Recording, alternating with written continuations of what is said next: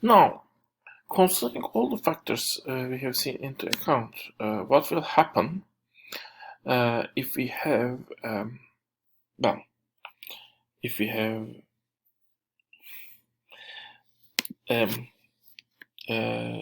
job search case where you are looking for a job for your life? Well, what happened will be basically this. In that case, you have 12 months, so basically, in that case, instead of calculating this basic, making this basic calculation for 12 months, you will make this basic calculation for example, if you are planning to work for 50 years, 50 times 12 months. In that case, of course, I mean, if you take the discount factor into account, the interest rate, in that case, the later years, the value of the money that is coming from the later years might be insignificant, which means, I mean, the reservation wage won't change much, because if you are losing just 1 month, you are losing not the money you will get next month, but you will losing kind of the money you will get. I mean, well, when I'm in my first month, basically, I'm getting money from 50 times, I mean, let's be calculated, 50 times 12 months, which is 6,000 months. When I'm in my second month and continue my job search process, then I will get money from 599 months. And in my perspective, in the second month is basically, from that perspective, I mean, of course, I still compare my expected returns to the money I will get if I accept the job this month, and my expected return to I got in this month, and the expected return from the job search process that will continue for another month. And in that case, I'm compared with the first month. The money I'm missing is just the money I will get at the very end of my working life.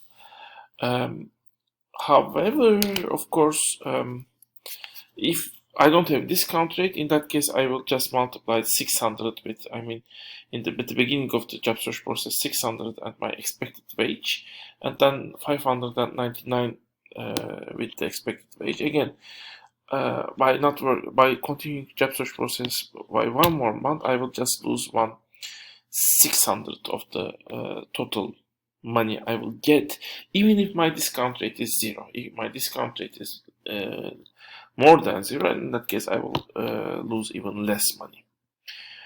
Of course, that means as long as my job search cost is the same, as long as my expected return is the same, I will get my reservation wage 1 will remain the same, basically. However, note that if I continue my job search process, first I might lose certain skills. And also in my CV, it's written, well, maybe 1 month is not that much, but starting with my maybe third month, fourth month, it will become apparent I haven't found job for a time, and that might hurt my chances of getting better jobs and even maybe good average jobs. Also, it might be possible that I might be losing some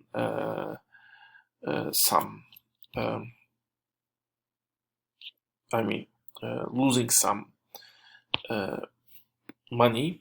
I mean, I might not. I have a finite wealth, and that wealth might be shrinking.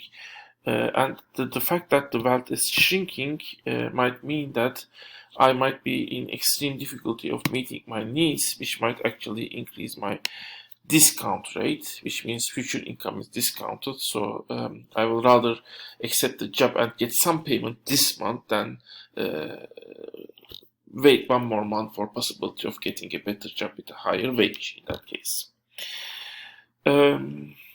So, as I said, as long as all factors are the same, reservation wage 1 will be the same, but there are factors that are expected to decrease the reservation wage 1 for them,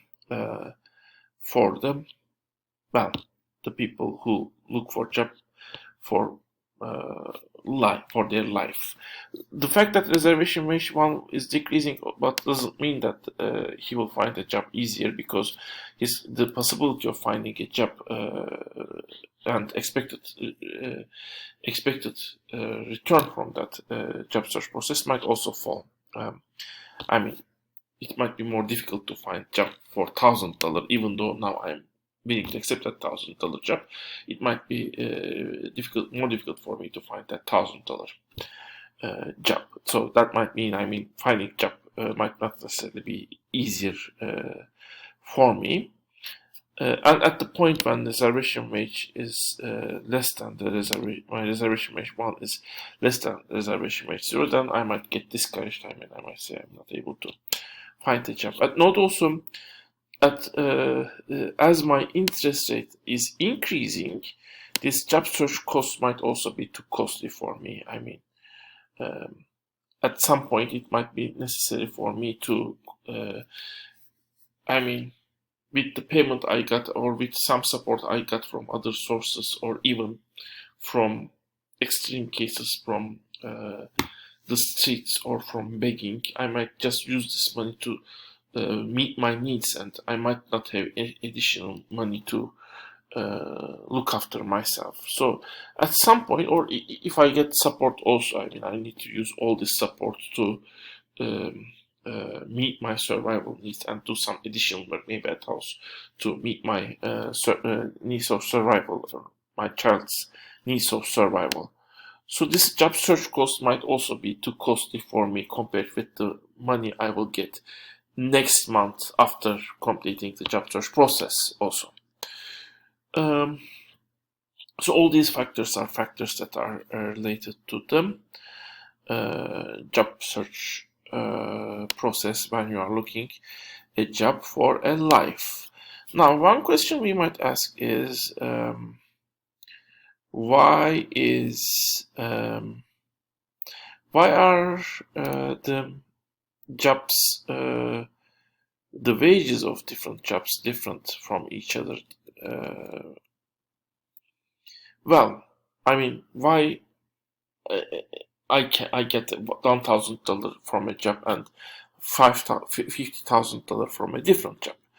Well, one reason is each person has different skills, and there might be certain jobs where my skills are more useful and I become more productive. But for different reasons, maybe because the job where I'm more productive is opening less frequently, it might be less possible, or maybe there might be more people looking for that job.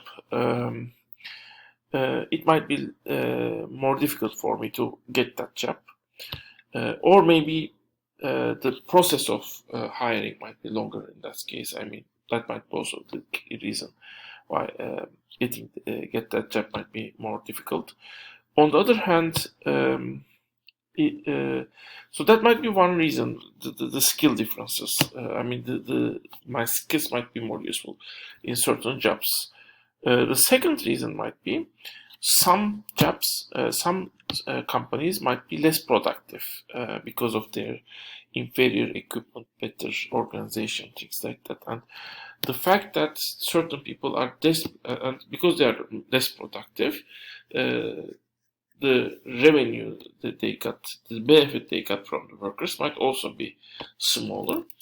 In perfect case, when all people can look for different jobs available and most productive, the people get to the jobs where they are most productive easily, those companies will go bankrupt, basically, because people, they can only survive by paying less money, but if they pay less money, people won't go to, basically, don't take those jobs. But at the job search process and the cost of job search process might just make people to accept those jobs, because that might be the only job they got for that month, and waiting one more month might be too costly for those people. So inefficiency of job search process allows survival of relatively less productive companies in that sense. And in that way, actually, we can say that the job search process with medium to some extent a longer job search process might be useful for an economy because it might allow people to find jobs where they are more productive. Of course, making the process itself more efficient so that people can find the jobs where they are more productive in a faster way might be more beneficial.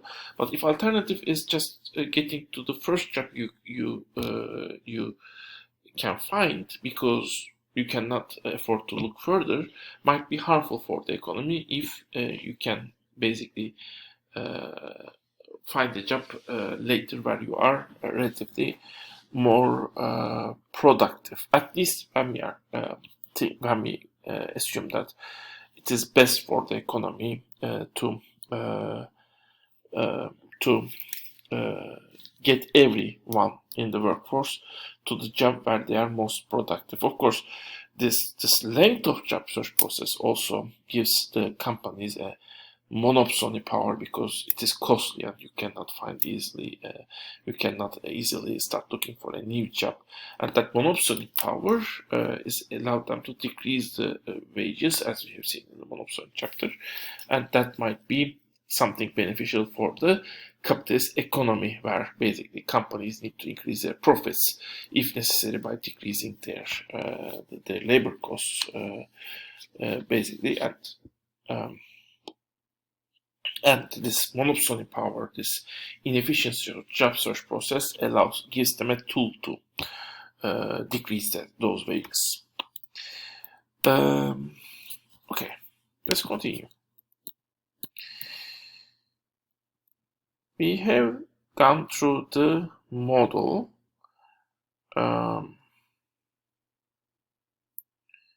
Now, giving meaning of the model. We have talked most of it. This is just a summary. There is a certain wage level a job should pay in order to make unemployed worker looking for a job to accept a job. I mean, the one who looks for a job will accept a job if the wage is higher than a certain wage level. That's the reservation wage. That's not the wage that this person needs to get in order to start working. This is this is the wage that this person needs to stop the job search process. Reservation wage is usually higher than reservation wage one. I mean, this job search reservation wage is usually higher than the other reservation wage because people usually think, I mean, the other jobs, the jobs are available for them, which pay them more than the available the reservation wage 0. So that because they think those jobs are available for them to pay more than the reservation wage 0, they won't necessarily stop the reservation wage the job search process at the point when they got the reservation wage number which is equal to reservation wage 0, because they would think continuing job search process will benefit them more than reservation wage, more than a job which pays them reservation wage 0. If their expected return is less than finding a job which pays them reservation wage 0, then they will not look for job search process because their expected return is less than the amount they need for to start looking for a job in that case. So reservation wage, this level of is called reservation wage. Reservation wage 1. Reservation wage 1 depends on job search cost, expected benefit of job search. In case there is no job search cost, and an unemployed worker thinks she is likely to find jobs that will pay better, she is likely to reject the job that pays low. However, if job search is costly, an unemployed worker may accept a job that pays low even if she thinks she is able to find a better job. Let's stop here since we have less than 10 seconds left. Let's continue in the next part.